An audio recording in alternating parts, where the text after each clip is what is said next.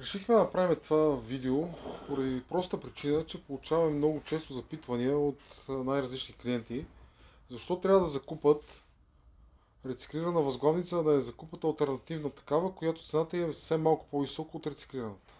Ето сега ще покажем как се рециклира една възглавница за ML GL166, GLS и GLE. Сега ще покажем старата възглавница, която вече се е напукала, както виждате. Има цепки, където се напукала гумата, разширил се материала, плътта се е скъсал и през тези цепки изпуска въздух и по този начин автомобила губи неговата височина. Така, сега да покажем оригинални основи за ML GL166. Ето, както виждате, в тези основи има метален пръстен, който поддържа конструкцията на тази основа и поради специфично положение на автомобила не позволява да се пръсне основата, което в алтернативните въздушни възглавници го няма. Ето сега ще покажем и долната основа, както виждате. И тук има същия метален пръстен. За да стане надежно рециклирането на въздушната възглавница, трябва да се използва материал, който не се реже от ръкави, да е същата ширина, височина, дебелина, както на ОМ продуктите.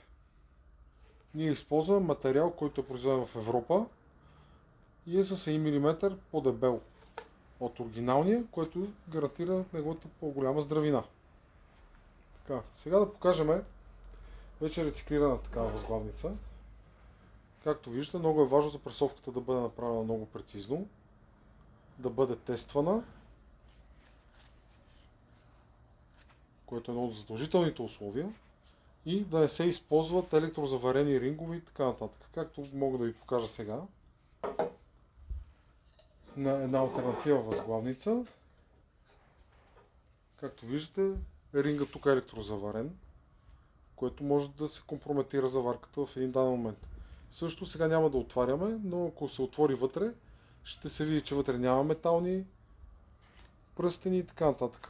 Което по принцип тази възглавница е Z класа, те си нямат по принцип, но ако вземе алтернатива възглавница, която е за 166, пак ще видите, че няма вътре метални пръстени.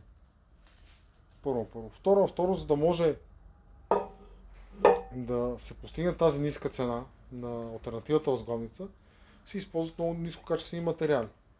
Гумата е с много голямо съдържание на пластмаса и по този начин тя много по-лесно се напуква и се цепи.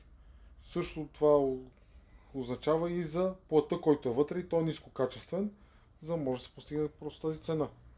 Те са ненадежни и после не могат да бъдат ремонтирани поради това, че основите, след като се стисне един път, понеже не са достатъчно здрава пластмаса, се изкривяват и няма просто повторен ремонт. Докато оригиналните възглавници, ако нещо се случи, могат да се ремонтират и да се ползват дълго време по българските пътища.